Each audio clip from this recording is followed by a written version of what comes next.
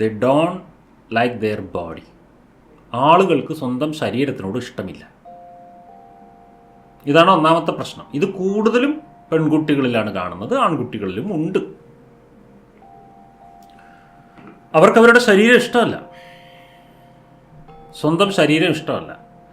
പൊതുവേ തന്നെ മനുഷ്യന് ഇങ്ങനെ ഒരു സ്വഭാവം ഉണ്ട്. കുറച്ചൊരു താരതമ്യം ചെയ്ത് നോക്കൽ, സ്വന്തം ശരീരത്തെ മറ്റുള്ളവരുടെ ശരീരമായിട്ട് താരതമ്യം ചെയ്ത് നോക്കൽ എന്ന് പറയുന്നൊരു ശീലമുണ്ട്. സോഷ്യൽ മീഡിയ അതിനെ കൂടുതലാക്കിയിട്ടുണ്ട്. ഇതിന് കാരണം എന്താണെന്നറിയോ? സോഷ്യൽ മീഡിയയിലൂടെ വൈറൽ വീഡിയോസ് സൃഷ്ടിക്കുന്ന സുന്ദരികളുടെയും സുന്ദരന്മാരുടെയും രൂപങ്ങൾ കണ്ട് അത് കണ്ടിട്ട് സ്വന്തം ശരീരത്തേക്ക് നോക്കുമ്പോൾ അതൊന്നും നമ്മുടെ ദേഹത്തിലില്ലല്ലോ എന്ന് ചിന്തിക്കുന്നു. അപ്പോൾ ഇങ്ങനെ തലയൊന്നിങ്ങനെ ഒറ്റ ഞെട്ടിക്കൽ ഇട്ടിച്ച് കഴിഞ്ഞാൽ ഇങ്ങനെ തിരമാല വരുന്ന പോലെ മുടി, ഇത് നമ്മുടെ മുടി നോക്കുമ്പോൾ ഭൂതം പോലെ നിൽക്കുന്നു. പിന്നെ അതിനെയും പിടിച്ചിട്ട് കുറേ ദിവസം പ്രശ്നം, എന്താ എനിക്ക് മാത്രം ഇങ്ങനത്തെ പ്രശ്നം, എങ്ങനെ അവളുടെ മുടി പോലെ എൻ്റെ മുടിയാക്കുക, ടെൻഷൻ ആവാൻ വേറെ എവിടെയെങ്കിലും പോകണോ? ഇത് ഒരു പെൺകുട്ടിയുടെ അങ്ങനത്തെ തലമുടി കണ്ടിട്ട് അത് എനിക്കില്ല എന്ന് ചിന്തിക്കൽ വളരെ കുറവായിരിക്കും. പക്ഷെ അങ്ങനത്തെ ഒരു 100 ആളുടെ മുടി കാണുമ്പോൾ നാച്ചുറലി ഒരു പെൺകുട്ടിക്ക് എൻ്റെ മുടി മാത്രം എന്തെങ്ങനെ എന്ന് തോന്നുന്നുണ്ടാവും. ആയിരക്കണക്കിന് രൂപ ചിലവാക്കിയിട്ട് ഒരുപാട് കാര്യങ്ങൾ ചെയ്തിട്ടാണ് ആ ഇൻഫ്ലുവൻസേഴ്സ് മുടി അങ്ങനെ പാറി പറക്കുന്നത്. മാത്രമല്ല അതൊക്കെ ഒരുപാട് ട്രിക്കുകൾ, ക്യാമറ ടെക്നിക്കുകളൊക്കെ യൂസ് ചെയ്തിട്ട് ഒരുപാട് സജ്ജീകരണങ്ങളിലൂടെയാണ് ഈ റീൽസൊക്കെ എടുക്കുന്നത്. അല്ലാതെ ഇവിടെ നാച്ചുറലി വീട്ടിലിരിക്കുമ്പോൾ അങ്ങനെ ആവണം പറയാൻ നടക്കില്ല. നല്ല പണിയുണ്ട് അതിന്. ഒരു ടെൻഷനായില്ലേ? പിന്നെ കണ്ണിൻ്റെ തിളക്കം, കണ്ണിൻ്റെ വലിപ്പം, കൺപുരികത്തിൽ രോമം കുറവാണല്ലോ, കൺപീലികൾ എന്താ ഇങ്ങനെ വളഞ്ഞ് ഇങ്ങനെ നിൽക്കാത്തത്, എൻ്റെ കൺപീലികളൊന്നും തീരെ ചെറുതായിപ്പോയി, മൂക്കിൻ്റെ വലിപ്പം, ചുണ്ട്, കവിള് തുടുത്തിട്ടല്ല, നിറം ശരിയല്ല, എല്ലാം ഇങ്ങനെ പരിശോധിച്ചുകൊണ്ടിരിക്കുകയാണ് ഫുൾ ടൈം. തിരുന്ന് തടി കൂടിപ്പോയാൽ സോഷ്യൽ മീഡിയയിലെ സ്ലിം ബ്യൂട്ടികളെ നോക്കിയിരുന്നിട്ട് ടെൻഷൻ ആയിക്കൊണ്ടിരിക്കും. എന്നെ ഇനിയിപ്പോൾ എന്തിനാ കൊള്ളുക, തടി പോയി, തടി വന്നിരിക്കല്ലേ, എന്നെ ഒന്നിനും കൊള്ളില്ല, എന്നെയൊക്കെ ആര് നോക്കാനാ, എന്നെയൊക്കെ ആർക്ക് ഇഷ്ടപ്പെടും, അങ്ങനെയൊക്കെ ആയിപ്പോയി. തടി കുറഞ്ഞു പോയാലോ, അപ്പോഴും പ്രശ്നമായി. അതിൽ കാണിക്കുന്ന ഓരോ സാധനങ്ങളുടെ സൈസൊന്നും ഇവിടെ ഒത്തുവരുന്നില്ല എന്ന് പറയും. മനസ്സിലാവുന്നുണ്ട്. പെൺകുട്ടികൾക്ക് സ്വന്തം മാറിടത്തിൻ്റെ അളവിൽ മാത്രം ടെൻഷൻ അടിക്കുന്ന എത്ര പെൺകുട്ടികൾ ഉണ്ടെന്നറിയോ? ആ ഒരൊറ്റ കാരണം കൊണ്ട് മാനസിക രോഗങ്ങളുണ്ടാവുന്നു. അവർക്ക് സോഷ്യൽ മീഡിയയിൽ കാണിക്കുന്ന പോലെ ഇളക്കി കളിക്കാൻ പറ്റുന്നില്ല. അതിൻ്റെ പ്രശ്നം. എനിക്കിതൊക്കെ വൃത്തിയായിട്ട് ഇങ്ങനെ തന്നെ പറഞ്ഞു തരേണ്ടി വരുവാണ്, അല്ലാതെ നിർത്തിയില്ല ഇത് മനസ്സിലാക്കി തരാം. അപ്പോൾ മനുഷ്യൻ്റെ ശരീരത്തെ സ്കെയിൽ വെച്ച് അളന്നു നോക്കിയിട്ടൊക്കെ മനുഷ്യന് വാല്യൂ ഇടുന്നൊരു സമൂഹം പ്രാകൃത സമൂഹമാണ്. എങ്ങനെ അവരെ ഈ മാനസികാവസ്ഥ എങ്ങനെ ഉണ്ടായി അവർക്ക്?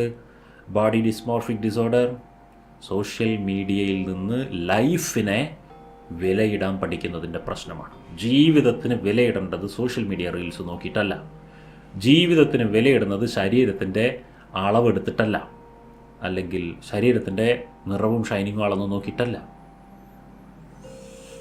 അങ്ങനെ ജീവിതത്തിന് വിലയിടുന്നത് സോഷ്യൽ മീഡിയ റീൽസിലെ പ്രദർശനങ്ങളിൽ നിന്നാകുമ്പോൾ നിങ്ങളുടെ ജീവിതത്തിന് വിലയില്ല എന്ന് നിങ്ങൾക്ക് തോന്നാൻ സാധ്യതയുണ്ട്. സൗന്ദര്യത്തിൻ്റെ മാർക്കറ്റിൽ നിങ്ങൾ പിന്നിലാണെന്ന് തോന്നാൻ സാധ്യതയുണ്ട്.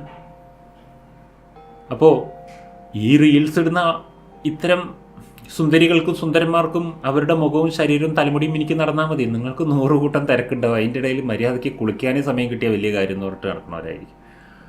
അപ്പോൾ അതിലൊക്കെ ഒരുപാട് ശ്രദ്ധ വേണ്ടിവരും നമുക്ക്.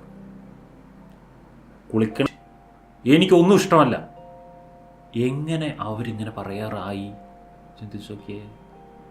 കാരണം അവരിങ്ങനെ സ്ക്രോൾ ചെയ്യുമ്പോൾ കാണുന്നതൊക്കെ ഒരു തരം ഷോക്കേസ് പ്രോഡക്റ്റുകൾ പോലെ ഇങ്ങനെ കറക്റ്റായിട്ടുള്ള എല്ലാത്തിനും ഒരു ഏകദേശം കളറും സൈസും ഒക്കെ ഉണ്ട്. ഇതിനൊക്കെ ഒരു ക്രൈറ്റീരിയ ഉണ്ട് സോഷ്യൽ മീഡിയയിൽ ഹിറ്റാവുന്ന ഇത്തരം ബ്യൂട്ടി പ്രദർശനങ്ങൾക്ക്. അത് ആ തരത്തിലുള്ളത് മാത്രമേ ഫിൽട്ടറായിട്ട് വരുള്ളൂ കേട്ടോ. അല്ലാത്തത് സോഷ്യൽ മീഡിയയിൽ ഇല്ലാത്തതല്ല, അതൊന്നും ഹിറ്റാവില്ല. അതാ രസം.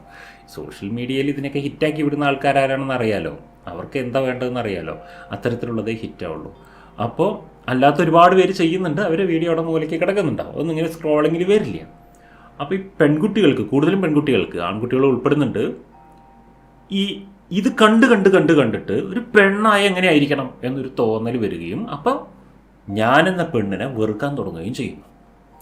ഇങ്ങനെ നിങ്ങൾക്ക് നിങ്ങളോട് തന്നെ വെറുപ്പുണ്ടാക്കി തരാൻ സോഷ്യൽ മീഡിയയിലെ ഇത്തരത്തിലുള്ള മരിച്ച ജീവിതവും ചിരിച്ച മുഖങ്ങളുമായിട്ട് സോഷ്യൽ മീഡിയയിൽ ലൈക്കിനും ഷെയറിനും വേണ്ടി പേക്കൂത്തുകൾ കാണിക്കുന്നവർ മനുഷ്യരെ അങ്ങനെ രോഗികളാക്കുന്നുണ്ട്.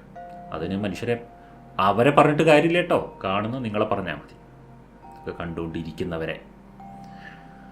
ഈ അസുഖത്തിൻ്റെ പേരാണ് ബോഡി ഡിസ്മോർഫിക് ഡിസോർഡർ. ഏറ്റവും കൂടുതൽ ഉണ്ടായിക്കൊണ്ടിരിക്കുന്ന ഒരു തരം അസുഖമാണ് ബോഡി ഡിസ്മോർഫിക് ഡിസോർഡർ. സ്വന്തം ശരീരത്തിൻ്റെ ഏതെങ്കിലും പ്രത്യേക ഭാഗത്തെയോ ശരീരത്തെ മുഴുവനും തന്നെയോ ശരീരത്തിൻ്റെ ഉയരം, വണ്ണം, നിറം തുടങ്ങിയ ഏതെങ്കിലും കാര്യങ്ങളിൽ അമിതമായ അസംതൃപ്തി ഉണ്ടാവുകയും അതിൽ നിന്ന് ഈ ശരീരം എനിക്ക് വേണ്ടാന്ന് തോന്നുകയും ചിലപ്പോൾ സൂയിസൈഡ് ചെയ്യാൻ തോന്നുന്നവരെ ചെയ്തേക്കാം.